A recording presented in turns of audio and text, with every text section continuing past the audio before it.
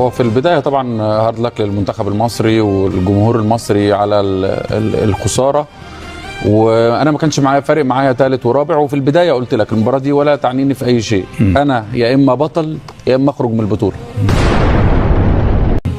التاريخ بيعترف بالابطال بس يعني فقط.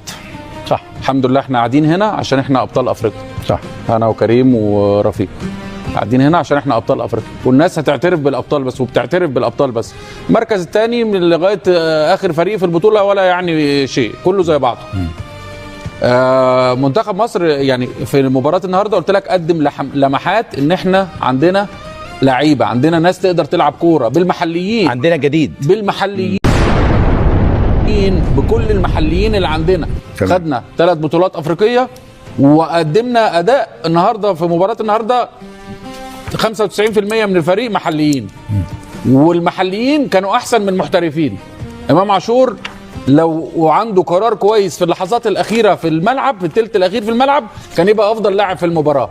مصطفى شوبير قدم اداء ممتاز، اداء مثالي.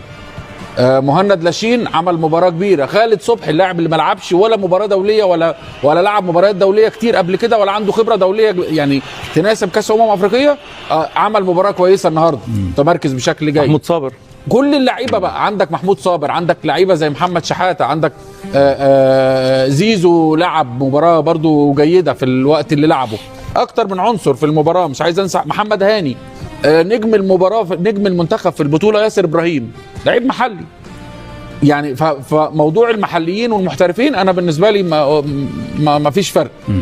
احنا لازم نستغل البطوله دي بشكل كويس جدا. مش عايز ارجع لورا، مش عايز ارجع لورا.